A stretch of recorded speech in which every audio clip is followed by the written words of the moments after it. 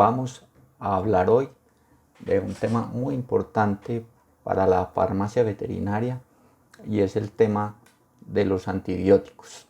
Es uno de los temas más importantes debido a que en la actualidad y algunos estudios de hace algunos años que hemos realizado, nos encontramos que alrededor del 50% de las prescripciones hechas a los animales llevan siempre un antibiótico. Entonces, esto quiere decir que es uno de los grupos terapéuticos más usados y del que mayor conocimiento debemos tener a la hora de uso en los animales. Vamos a dividir esta presentación en tres grandes componentes. El primero es definiciones básicas y algunos conceptos generales para poder aproximarnos después a los grupos como tal. Después vamos a ver cómo se clasifican los antibióticos. Hay varios tipos de clasificación y vamos a hablar de ellos, de los más importantes para medicina veterinaria. Y por último, un tema muy trascendental y es la resistencia de los microorganismos a los antibióticos. Y ahí vamos a ver varias cosas como son los mecanismos de resistencia, los mecanismos de transmisión de las resistencias y las medidas para la prevención. Empecemos entonces con algunas definiciones básicas. En primer término, se van a encontrar mucho durante su búsqueda de diferentes textos. Un término, por ejemplo, definido como quimioterapia. En general es un término pues acuñado ya en el siglo XX por Ehrlich, en donde él describe que son los compuestos químicos, o sea, químicos sintéticos, usados para destruir agentes infecciosos. Eso da una amplia gama de posibles quimioterapéuticos y para diferenciarlos de ellos se han usado otros como el de antimicrobiano, que se relaciona con una sustancia capaz de actuar sobre microorganismos inhibiendo su crecimiento o destruyéndolos, y antibiótico, definido también como una sustancia producida por el metabolismo de organismos vivos, principalmente hongos, luego lo vamos a ver, y bacterias que poseen la propiedad de inhibir el crecimiento o destruir microorganismos. Entonces, básicamente, la diferencia entre un quimioterapéutico y un antibiótico es que el quimioterapéutico es de origen sintético, es decir, producido en el laboratorio, y el antibiótico es de origen natural. Y antimicrobiano en general se usa para una sustancia cualquiera que haga ese efecto de inhibir el crecimiento o destrucción de bacterias. Como ustedes verán, en muchos textos empiezan a utilizarse indistintamente, pero es muy importante tener esa claridad porque algunos no todos lo que se usa es de origen de microorganismos vivos, ¿cierto? Y a algunos, aunque su descubrimiento fue inicialmente de un organismo vivo, durante el transcurso del desarrollo de la ciencia se han podido producir en laboratorio. Entonces ese también es otro avance que se ha alcanzado en este tema de la quimioterapéutica y los antimicrobianos. En general hay dos conceptos muy importantes que ustedes van a ver a medida que se adentren un poco en el estudio de los antimicrobianos. Uno es la definición de concentración inhibitoria mínima y corresponde a la mínima concentración de un antibiótico o antimicrobiano en general que inhibe el crecimiento bacteriano luego de un periodo de cultivo, de incubación de entre 18 y 24 horas. Inclusive eso puede disminuir el tiempo en algunos sistemas automatizados. Entonces simplemente es una concentración a la que inhibe el crecimiento de una bacteria. Y la concentración bactericida mínima, se habla ya de la concentración mínima capaz de reducir en el 99.9% la densidad de una población bacteriana, ¿cierto? Entonces, en este término, cuando se habla de bactericidad, es de destrucción. Ahora, esto es muy importante considerar dos cosas, y es que una cosa es cuando esa concentración se acaba en medios de cultivo, ¿cierto? En cajas de Petri, y otra cosa es alcanzarlo en el organismo vivo. Muy importante esa consideración. General, para definir si una bacteria es o no susceptible o sensible a un antibiótico, se hace generalmente en cajas de Petri, ¿cierto? En cultivos bacterianos donde hay un medio, y en esa caja se ponen antibióticos, ¿cierto? Entonces aquí se sembró una bacteria, aquí se sembró otra bacteria, y en ese medio se colocan, estos se llaman sensidiscos, son diferentes antibióticos a unas concentraciones conocidas en cada uno de estos sensidiscos, aquí igual un antibiótico diferente, y lo que se hace es mirar, aquí se ven unas sombritas, qué tanto, esto que se ve más clarito se supone que es crecimiento bacteriano, y esto más oscuro se supone que no pudo crecer. Entonces lo que se ve aquí es que el antibiótico difunde en el medio y es capaz de hacer un halo de inhibición, es decir, hay un perímetro alrededor del antibiótico en el cual la bacteria no puede crecer, ¿cierto? Entre más grande el halo de inhibición, más susceptible es la bacteria, ¿cierto? Pero cuando la bacteria inclusive no se deja inhibir y puede casi que crecer encima del sensidisco, se denomina entonces una bacteria resistente. Eso es un criterio muy importante evaluado en laboratorio. Aquí vemos, por ejemplo, un halo de inhibición más grande. Entonces quiere decir que esa bacteria es sensible a este antibiótico. Y las clasificaciones pueden ser sensible, intermedio o resistente. Resistente definitivamente no se deja inhibir por el antibiótico, sensible se deja inhibir, intermedio es un rango de concentración que le va tornando cierta sensibilidad, pero que va camino a adquirir una resistencia.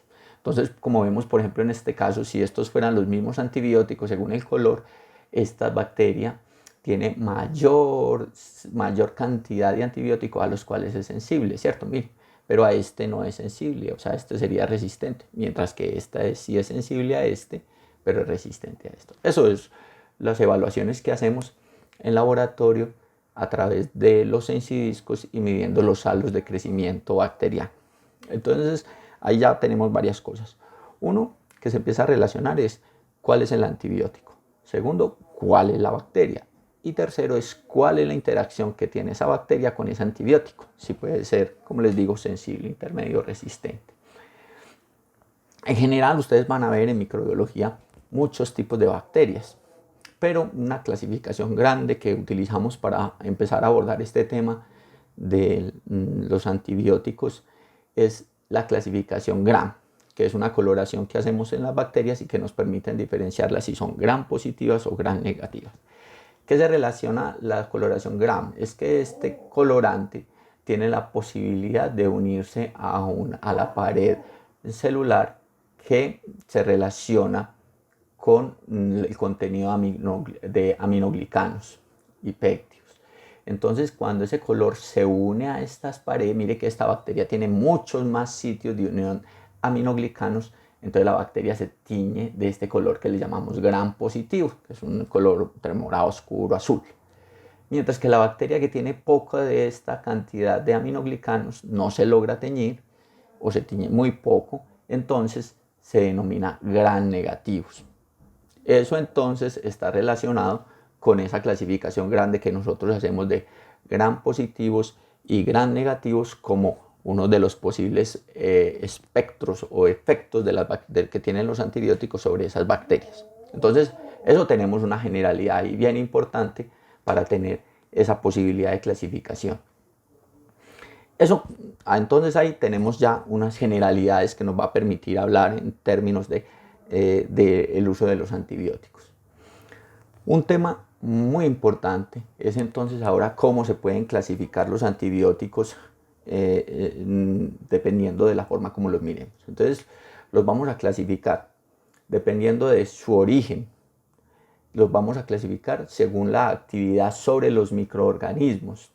Los vamos a clasificar según el espectro de acción, es decir, cuántos tipos de bacteria es capaz de combatir, según el mecanismo de acción, o sea, según su farmacodinámica y según su estructura química. Inclusive la estructura química van a ver que es el término que más vamos a utilizar porque la estructura química nos permite hablar de un grupo diferente de antibióticos que nos permite identificarlos en unas características de mecanismos de acción de espectros sobre los que van a actuar. Entonces, en primera medida, vamos a mencionar su origen. En general los vamos a clasificar en origen biológico, ya lo dijimos al inicio de generalidades, son aquellos antibióticos, los antibióticos que son sintetizados por organismos vivos y son de origen natural, ¿cierto? El más común y más usado son las penicilinas, polimixinas, el cloranfenicol. Ustedes van a ver que las penicilinas es de un hongo, el hongo Penicillium, y eso nos llevó a un desarrollo grande de la era de los antibióticos. Fue el primer grupo de antibióticos descrito y que nos permitió entonces después entrar a desarrollar otros muchos más. Después hay unos antibióticos que hemos denominado semisintéticos, que son algunos que son de origen natural, pero que a través de estructuras de manipulaciones en laboratorio los hemos ido modificando para obtener otros nuevos antibióticos, y a ellos les llamamos semisintéticos. Es el caso, por ejemplo, de la ampicilina, que siendo de origen natural se le hace unas modificaciones, o algunas cefalosporinas también, que son del género Penicillium o cefalosporin, y a través de modificaciones se pueden llegar a nuevos antibióticos. Y los sintéticos son aquellos que definitivamente se desarrollaron en laboratorio, y el más amplio usado de ellos son las sulfas o sulfamidas. Entonces ahí ustedes van a encontrar que algunos textos le relacionan de origen biológico, semisintéticos o sintéticos, y esto es muy importante que entonces sepan a qué referencia es. Eso es la clasificación según el origen. Ahora, clasificación según la actividad sobre el microorganismo.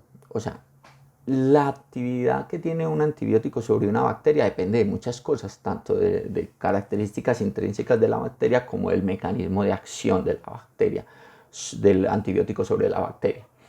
En las condiciones que normalmente se usan y que generalmente deben desempeñarse, que es en tejidos vivos dentro de un paciente, los vamos a denominar en tres grandes categorías, pero las dos más importantes son las dos primeras. Primero, pueden ser bacteriostáticos, es decir, que inhiben el crecimiento de un microorganismo, le inhiben el crecimiento, es decir, no los matan, sino que llega un momento donde la bacteria va creciendo y se alcanza una concentración donde las bacterias ya no son capaces de crecer más y detienen su crecimiento. A este lo denominamos entonces bacteriostáticos.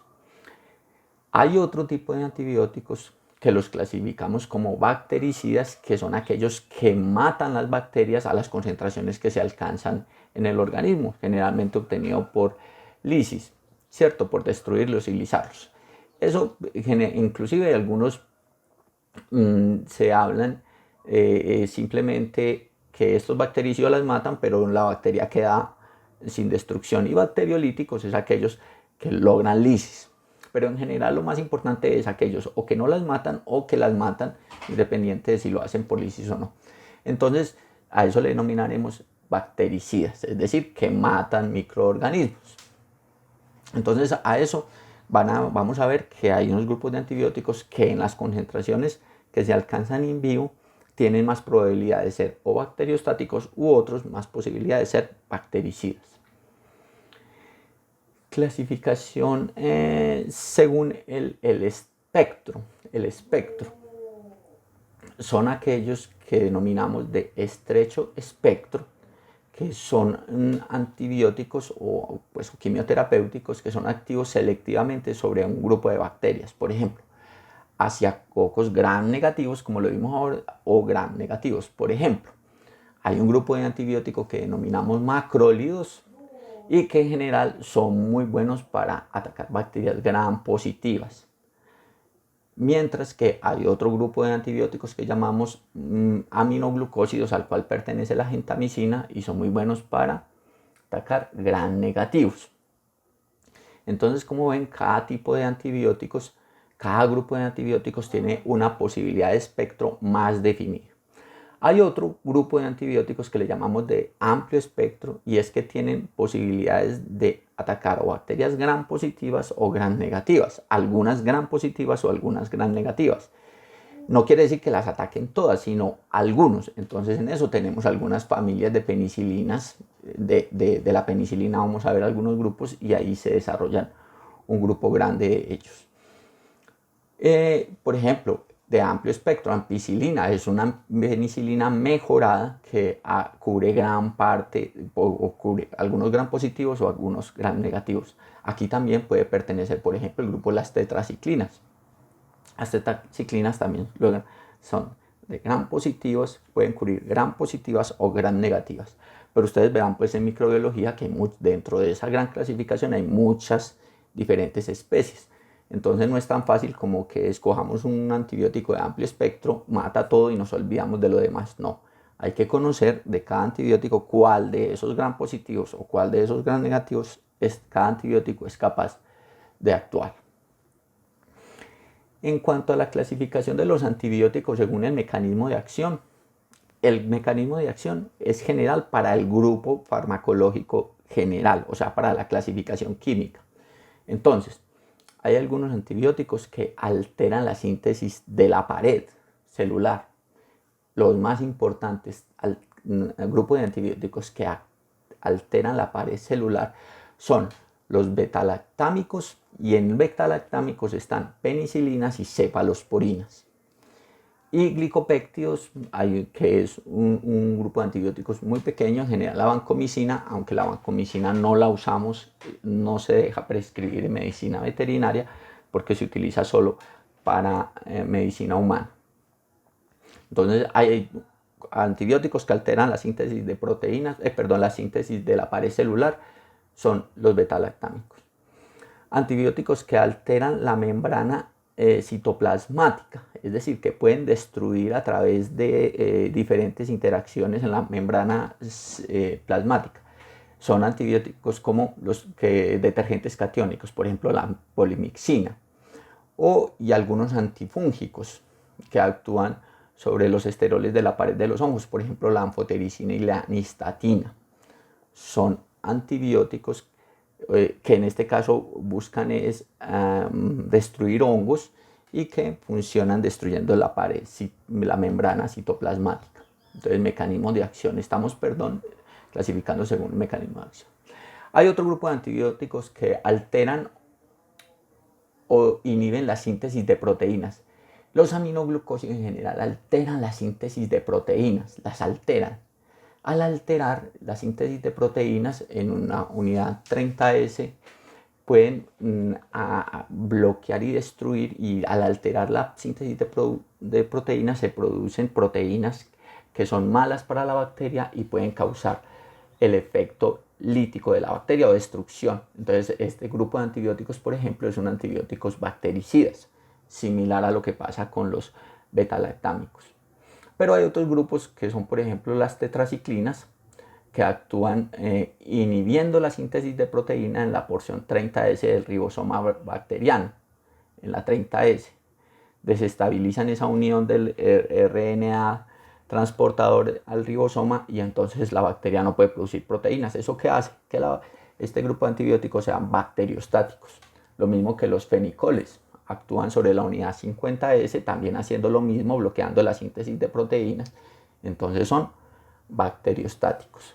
Los macrólidos actúan también en la misma porción 50S del ribosoma bacteriano. Aquí bloquean la translocación y producen disminución de la síntesis de proteína con un efecto sobre la bacteria, siendo bacteriostáticos. Lincosamidas o lincosánidos actúan también sobre la unidad 50S del ribosoma bacteriano y impide los enlaces peptídicos. Eso lleva entonces también a un efecto bacteriostático. Mire, todo esto estamos hablando, mire que de todos estos grupos que están aquí, solo el único que es bactericida de este grupo es el aminoglucósido. Los demás son bacteriostáticos. Fármacos que inhiben o antibióticos que inhiben la síntesis de DNA se llaman quinolonas y fluoroquinolonas, como el ácido nalidíxico, la ciprofloxacina, la rofloxacina, y una familia grande que hay ahí. Inhiben la DNA girasa. Esa inhibición de la DNA girasa tiene una consecuencia que es un efecto lítico sobre la bacteria, una destrucción, es bactericida. Muy importante eso considerarlo a la hora de seleccionar el antibiótico. Y otro grupo, otro mecanismo de acción es que interfieren con el metabolismo intermediario. Con este mecanismo impide la síntesis de purinas y pirimidinas. Eso generalmente lo hacen dos grupos y estos son quimioterapéuticos. Las sulfas, ya lo habíamos dicho, es que es un quimioterapéutico porque inhiben, son de origen sintético, inhiben la actividad de la dihidroterato sintetasa que no permite la producción de ácido paraminobutírico, que lleva a la producción de ácido fólico. Lo mismo pasa con el trimetoprim. Recuerden que estas dos moléculas se usan en muchos antibióticos de manera combinada y llevan una interferencia del metabolismo. Entonces miren que ahí ya tienen unos casos muy específicos de diferentes mecanismos de acción de los antibióticos sobre las bacterias. Ahora, aquí hay un resumen pues en general de algunos ejemplos. Inhibición de la DNA girasa, entonces ya le dieron las quinolonas y fluoroquinolonas. La RNA polimerasa, no lo mencioné, no se usa mucho porque en rifampicina es de más uso en humanos, pero también actúa sobre las DNA polimerasa, aquellas que inhiben la síntesis de proteínas en la porción 50S. Entonces aquí están macrólidos, fenicoles y lincosánidos, estos que están aquí. Inhiben la síntesis de proteína en la porción 30S, tetraciclinas, aquí espectronamicina. Estos que están aquí, gentamicina, tobramicina, canamicina, amicacina, aminoglucósidos. Bueno, esto de síntesis de purinas es más para otro grupo que tenemos, las polimixinas actuando sobre las paredes celular y sobre efectos metabólicos, el ácido fólico, trimetoprim y sulfonamidas. Y sobre la pared celular, todo lo que tiene que ver con las penicilinas, cefalosporinas. Recuerden que penicilinas, cefalosporinas, monobactam y carbapenes, son todos relacionados con el grupo de los beta-lactámicos. Clasificación de los antibióticos según su estructura química, muy importante. Entonces vamos a ver.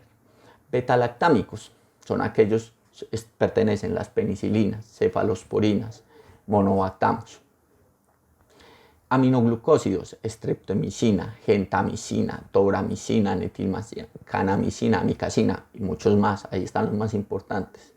Macrólidos, eritromicina, claritromicina, acitromicina. Lincosamidas, lincomicina y clindamicina. Tetraciclinas, ahí hay solamente dos, pero está tetraciclina, oxitetraciclina, clortetraciclina, o sea, todo el grupo de las tetraciclinas que puedan ustedes encontrar ahí. Los fenicoles están cloranfenicol, florfenicol y tianfenicol. Cloranfenicol no permitido uso en animales de abasto, en humanos tiene un riesgo grande, entonces no se deja que se utilicen animales que produzcan alimentos. Y quinolonas y fluoroquinolonas, como son norfloxacina, ciprofloxacina, moxifloxacina, levofloxacina. Y aparte, aquí me quedó como si fuera fluoroquinolonas, pero es aparte las sulfonamidas y diapirimidinas, como son el trimetoprim sulfa. En sulfonamidas, ustedes lo van a ver en los vademecum, hay un variado nombre de sulfas, que sulfametoxina, sulfadiazina, que son todos derivados de la sulfa con espectros y funciones parecidas entre ellos. Entonces, en cuanto a la estructura, para explicar un poco en qué consiste, básicamente es que son estructuras químicas que tienen un común denominador y con una estructura base, y a través de la sustitución sobre los diferentes grupos se van obteniendo diferentes antibióticos. Este es el grupo de los betalactámicos, en los cuales pueden salir las penicilinas y cefalosporinas y carbapenes, que son uno de los más importantes grupos de antibióticos que ustedes han conocido. No es necesario que nos aprendamos la estructura química para el curso, sino que simplemente lo reconozcamos como grupos asociados a los mismos. Recordemos pues que es muy importante el tipo de componente de los contenidos de la pared celular para clasificación de gram positivos, gram negativos y cómo entonces se pueden extender el espectro. Ese va a ser parte del taller que se desarrollará. Aquí hay algunos ejemplos de bacterias gram positivas, de bacillus, ¿cierto? Staphylococcus, Streptococcus, Enterococcus, Bacillus Corynebacterium, listerias, gran negativos, pero ustedes los verán pues mucho más en detalle en su clase de microbiología, Moraxella, Neisseриas, Salmonelas, Pseudomonas, todos, E. coli, Enterobacter, todas bacterias gran negativas. Otras bacterias relacionadas que más adelante se podrán, cuando vean los grupos, en los talleres de antibióticos, se podrá relacionar qué tipo de antibióticos servirán para cada tipo de bacterias. Ahora hablaremos posteriormente de este tema.